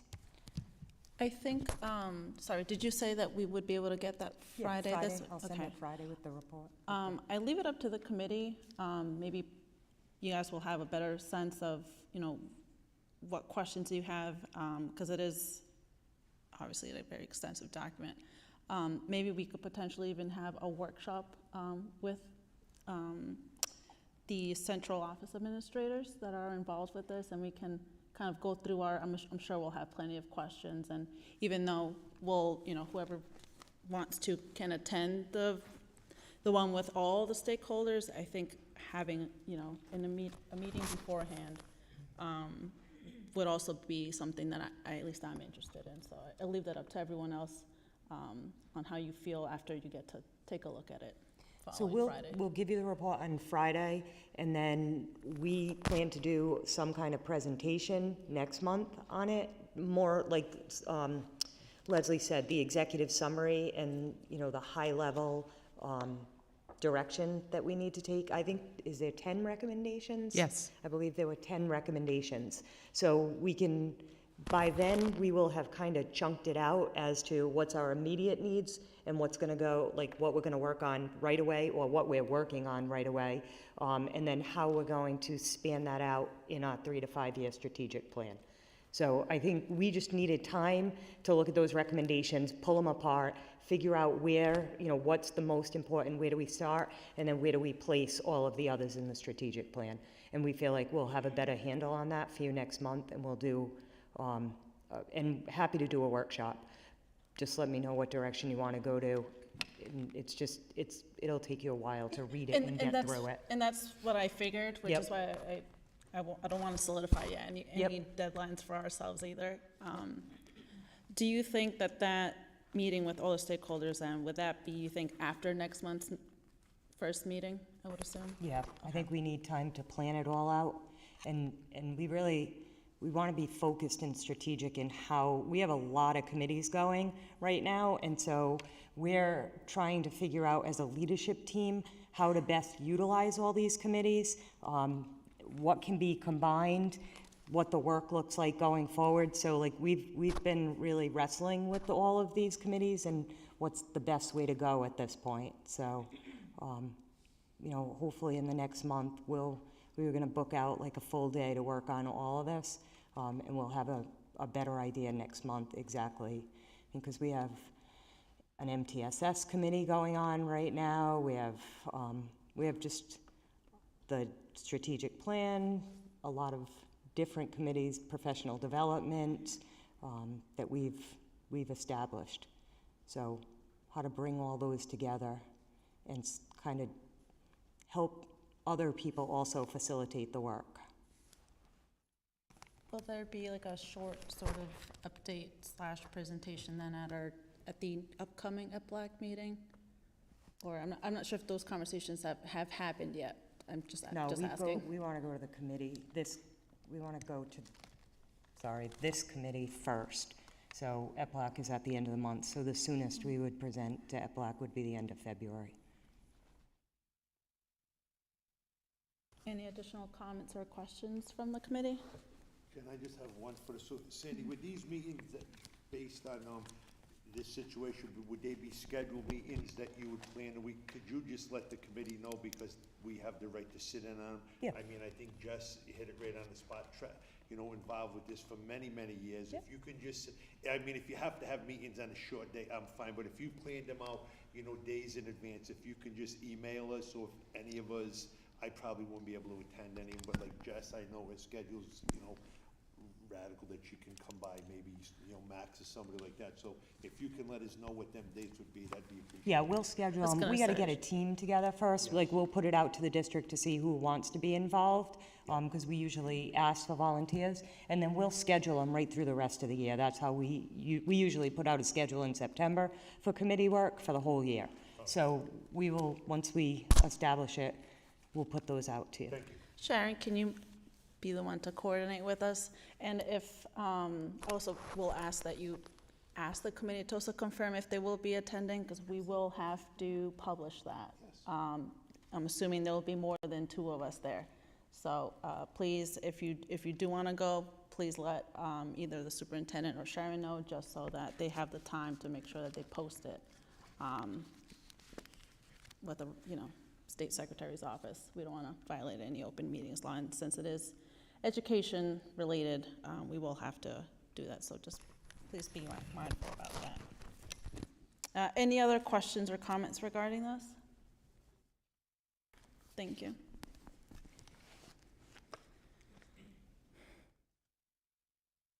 Next, we have a discussion for a second meeting this month. Considering the number of incidences that have happened this past fall, I wanted to propose meeting a second time this month to discuss security as a whole. And also hear, from the administration on, what initiatives have been taken, how everything's been handled and been progressing since we've last discussed. They've kept us in the loop as much as they've could. As we know, things have been developing really quickly. So I think it's just January is a great month to all get on the same page as to what's been happening, what changes are being done, if any. And then another thing I did want to propose for that second meeting, potentially, if the rest of the committee is interested, is extending an invitation to the union presidents in the school district for the purpose of hearing their feedback on how their staff are feeling. Again, several things have happened within a span of a short period of time. So I wanted to, extend the opportunity to kind of, voice how their people are feeling, if they have any proposals, any ideas, or any, affirmations of things that are working well as well. So that's just a thought that I wanted to propose. I'm not sure if the rest of the committee would be okay with that. If so, then I would be happy in extending a formal written invitation to them, and whoever is available and interested would be able to meet with us in executive session to discuss, security matters, strictly that. So I'll open the floor to any Jen, I comments. think that's a great idea, and Sharon, if you can just make a mental note, whatever works for anybody, as long as I get a day's notice, I can meet anybody's schedule.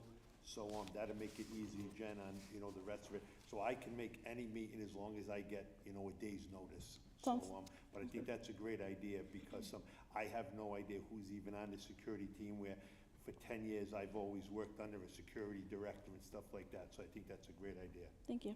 I also do want to reaffirm, just to everyone, I did speak with our superintendent ahead of time to make sure that she would be on board with this idea, and she would also be in attendance with that as well. So that way there's no, trying to carry the message.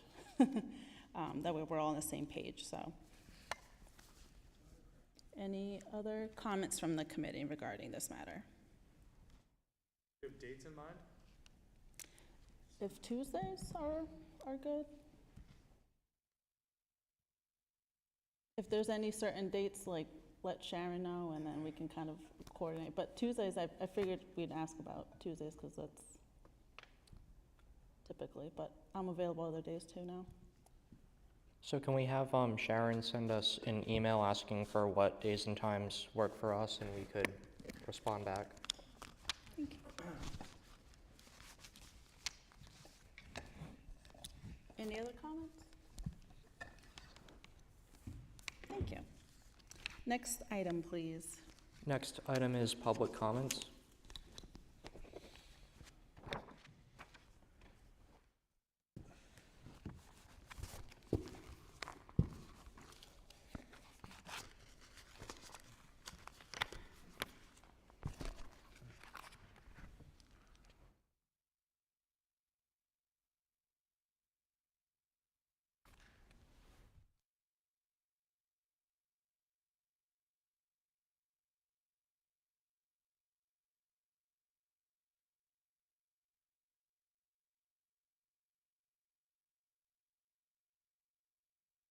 Miss Donna Radigan?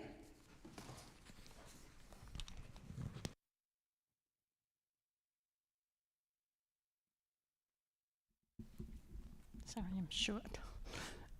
Good evening, school committee members, and Happy New Year. This is my first time doing this. I'm concerned about what's going on with the schools in East Providence. I have family members that attend the schools, and it's been negative as far as two schools in particular, the East Providence High School and Silver Spring. The high school, Dr. Ferran, I don't know if you remember me, I worked with you at the old high school, and it's nothing like this today. But we had SRO officers there, and they really helped out a lot with the kids. And my question is, why isn't there more? I mean, we had stabbing, and East Providence has had shootings, and it's unbelievable lately what we've gone through. And I've always been a townie. And I feel bad that there's a family member that doesn't want to go to school because they're afraid. And I don't know how to answer that. What do you do? I mean, Silver Spring, I'm sick of looking at those shades. Those shades have been there. I don't understand why it wasn't done during the summer when the kids weren't there. There's leaks in the classroom. I just heard from a gentleman that said, I guess the shades are going to be fixed, and that's good news. But what about the leaks? And the leaks are here, and the bathrooms are not up to par. So that is my concern, that I have family members that don't want to go to school, and they never were like that before. But everything has changed within this past year. And my question to you is, what are you going to do about it? I mean, it's been all summer, and nothing really was done that I'm aware of. And it started in September when the kids were back to school. And to have children be afraid to go to school is not right. So that is my biggest fear, is like, what if something happens to them? As family people, you would understand that. So you are members of the school committee. I don't know where else to go to. And Sandy, congratulations, by the way, on your promotion.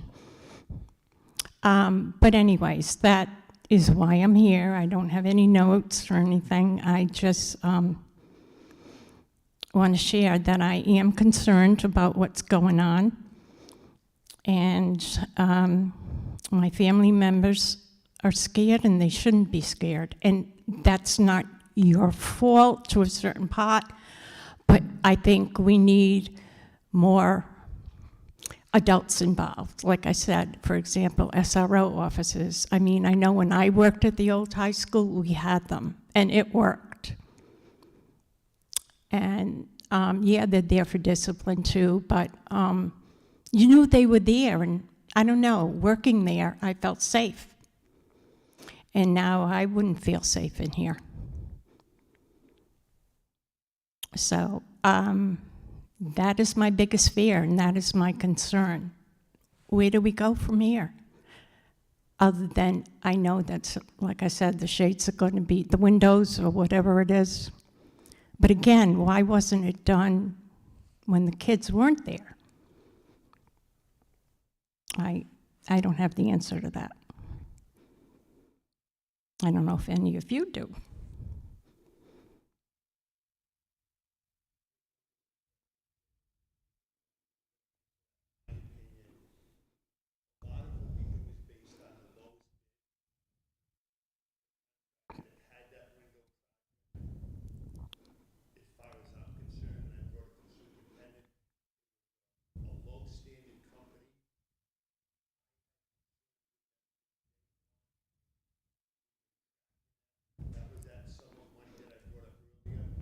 Yes.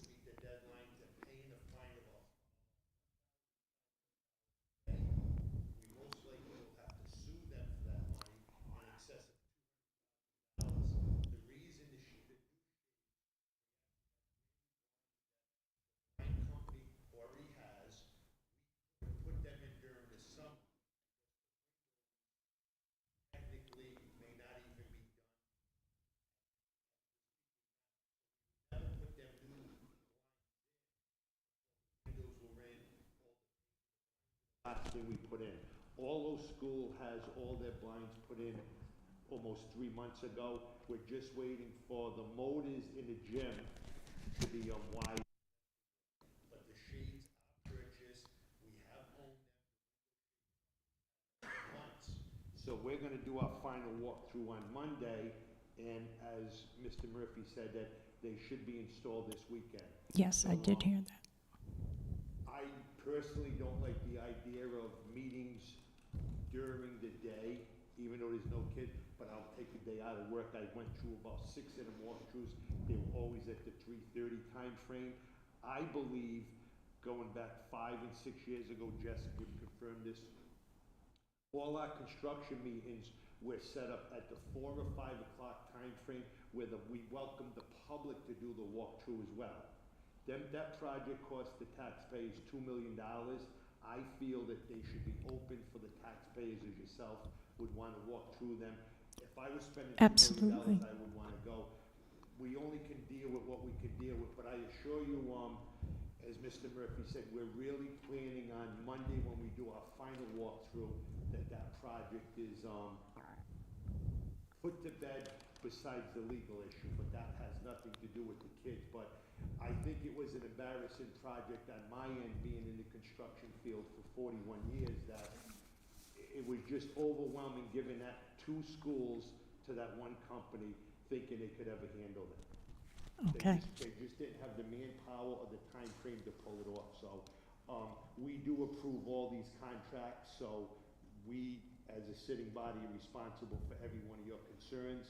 The next question that you had regarding the resource officers, for many years we had great ones. They'll go down in history. The kids loved them. They were part of the community, were part of our education system. I just found out 5 months ago that before I got reelected, Riverside, they kind of went 6 months without one. Martin had no idea when they were even bopping in and out. The high school, they come in and out of here like flies. They come from the city, they're not really employed by us. We have very little control over them. The only control we have over them is, when I'm done speaking to you, I'm gonna ask the superintendent to email us a weekly attendance report on the school resource officers. If we feel it's not being met, we can go to the public. The public has to put pressure on the mayor, because that's where that's coming from. We can't demand, he can pull them out of here almost at will. So what was happening last year, if there were shortages on road patrol, individuals were pulling them out of our schools. Respectfully, Tony, I don't want to go into personnel when that's a sensitive issue, especially if we are not speaking on, speaking on facts. So if we may, I'd really want to be careful with going into personnel. Okay. Sometimes I like to answer questions. I appreciate your input. Respect the chairwoman, and hopefully that puts you at ease, but I will be asking the superintendent to email us a weekly report on the ROF officers so we can get a handle on it, if there is an issue this year. Right. Ms. Radigan, our superintendent would be available to answer any additional questions regarding security matters. Yes, I know she will. And as well as construction matters as well. But thank you very much for coming in and No problem. speaking your mind. Thank you Thank you. for listening. Just one matter I also want to, it's okay. Oh, it's okay. Sorry, I wasn't speaking to you. It's okay. Thank you. Just one matter I do want to just clarify. You said sue. Just for the public to know, we are not threatening legal litigation at this point. The parties are currently in discussions and finding a resolution that does not require litigation in order to get what we are looking for, which is making sure that they comply with the contract, which means they have to pay that amount per the contract. Correct. Yes. But just to clarify again, we're not threatening to sue anyone right now at this point. Just wanted to make sure that that's clear. Next item, please. The next item is action items.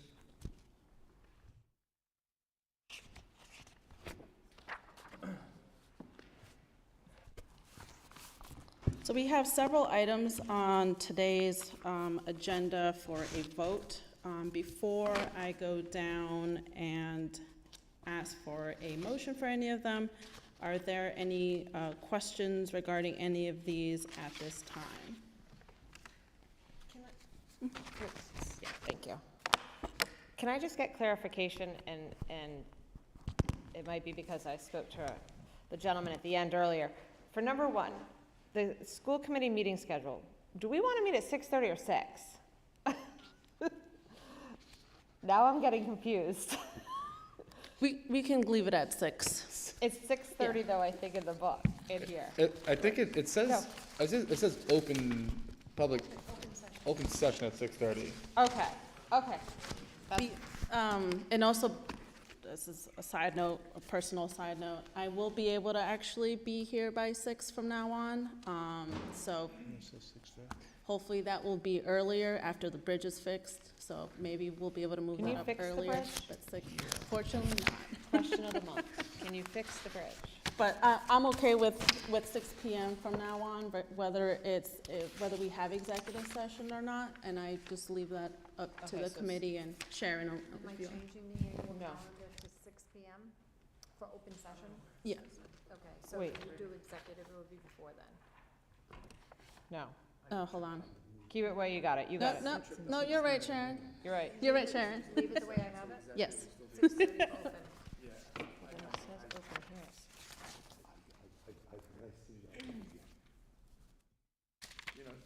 Sometimes you oversee details and sometimes you really just pinpoint on other details, so. I did have is that it, Jess? Yeah. I was just wondering if someone could maybe, someone from the administration could talk about, really quickly, action items, 6 and 7. Maybe just like a touch on a quick process description in regards to the boiler replacement at Myron Francis and the Orlo Ave school fence replacement project.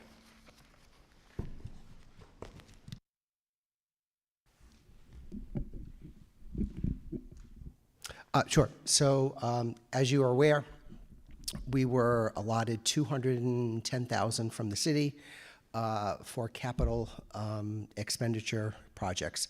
That included the gym divider for RMS, the fence at Orlo Avenue, and the boiler replacement at Myron J. Francis.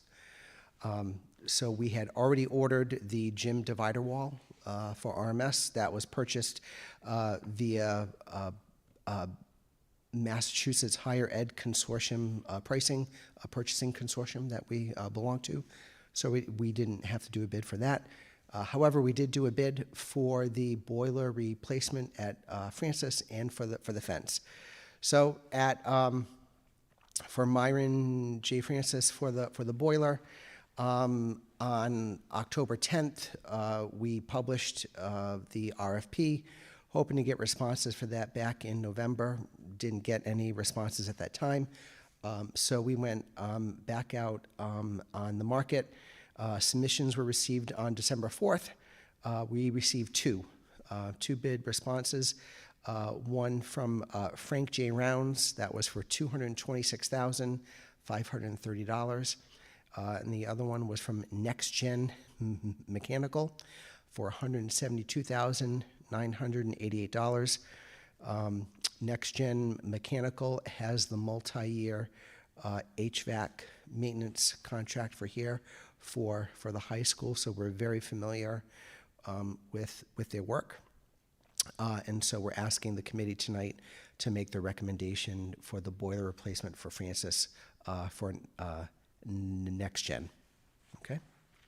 And in terms of the fence at Orlo Avenue, oh, and I will say, just as a side note, so that boiler price at $172,988 came in much more than what we were hoping for.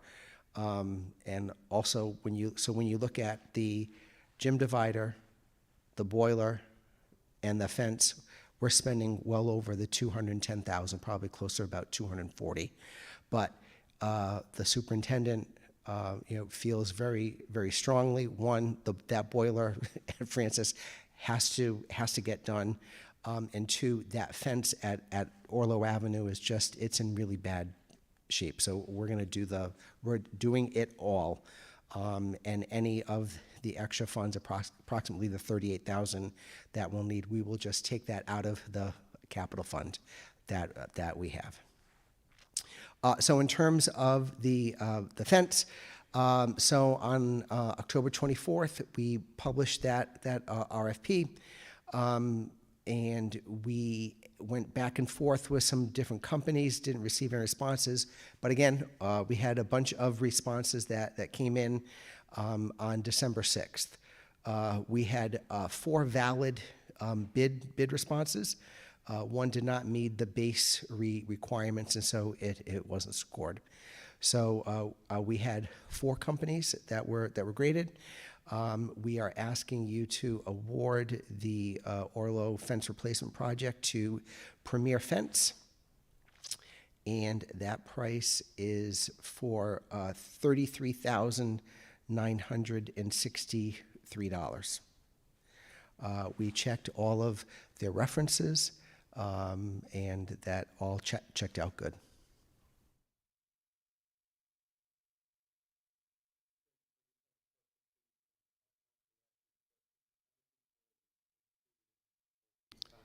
We haven't done the contracts yet, but of course they're going to be in there.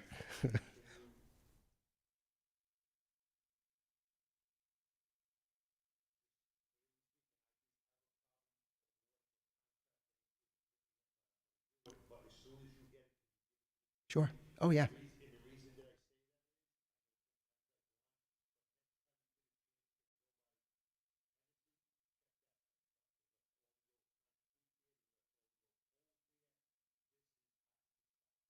Sure.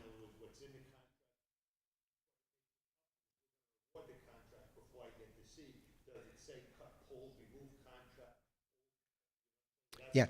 So right now we're just awarding the RFP. The contract has not been drawn up yet. That's going to come before you. So outlined within the contract will be the scope of the work.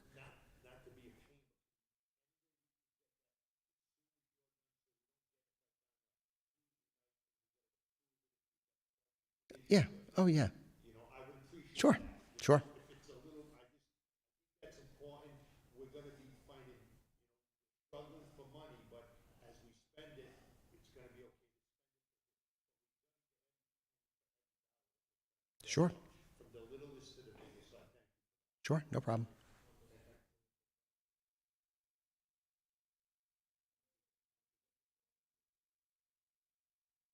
Any other questions for Mr. Enos? You're welcome. Thank you. Thank you. You're welcome.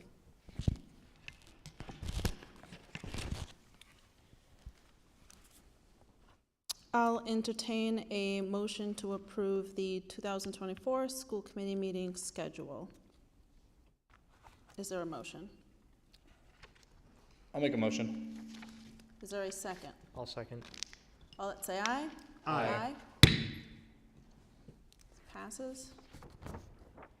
Are there any nays or abstentions for this? Next, we have the updated building committee membership list. Is there a motion to approve? I'll motion to approve. I'll second. All that say aye? Aye. Aye. Approved. Any nays or abstentions? Okay. I'll entertain a motion to approve the contract for the HR office manager and benefits coordinator. Is there a motion? I'll motion to approve. Is there a second? I'll second it. All that say aye? Aye. Aye. Approved. Are there any nays or abstentions? Okay. I'll entertain a motion to approve the contract for systems administrator. Is there a motion? I'll make a motion. Is there a second? I'll second. All that say aye? Aye. Approved. Any nays or abstentions? I'll entertain a motion to approve the administrative assistant's 3-year collective bargaining agreement. Is there a motion? I'll make a motion. Is there a second? I'll second. All that say aye. Aye. Approved. Are there any nays or abstentions? I'll entertain a motion to approve the award for Myron J. Francis Boiler Replacement Project, awarded to Next Gen Mechanical. I'll make a motion. Is there a second? I'll second it. All that say aye. Aye. Approved. Any nays or abstentions? Okay. I'll entertain a motion to approve the award to the Orlo Avenue School Fence Replacement Project, which is Premier Fence. I'll make the motion. Is there a second? I'll second. All that say aye. Aye. Approved. Any nays or abstentions? Is there a motion to approve the East Providence High School's 2024 to 2025 Program of Studies? Is there a second? I'll second. All that say aye. Aye. Approved. Any nays or abstentions? Is there a motion to approve the Rhode Island Department of Behavioral Health Care, Developmental Disabilities and Hospitals 2024 Rhode Island Student Survey? I'll make the motion to approve. Is there a second?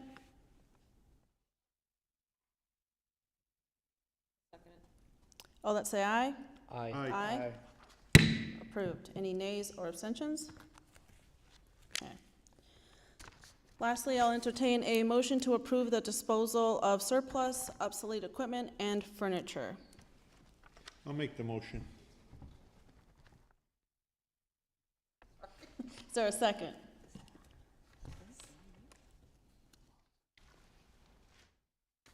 I'll second. All that say aye. Aye.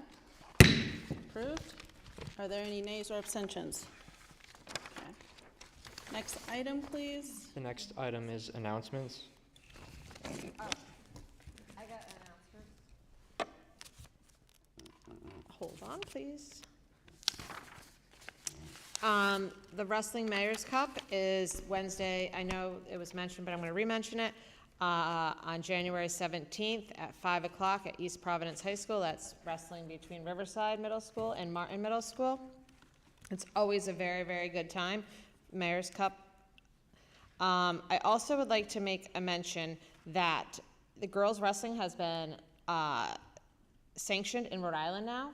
So they are currently looking for any girls who are interested in wrestling at the high school or middle school level. Thank you. Can I just ask a quick announcement? I know, it's weird, but I'm going to ask the announcement. How's our food truck doing? Yeah. Oh, I just want to announce, how's my food truck doing? So we had an update today. So they have all been delayed, but I believe we should have it. Let me see. I read it yesterday.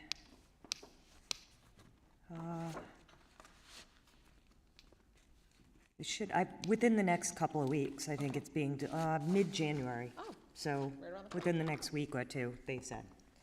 Thank you. But we were supposed to have it in September. I know, I know. A motion to adjourn. Make a motion. Is there a second? I'll second. All that say aye. Aye. Aye. Meeting adjourned. Thank you. Have a good evening.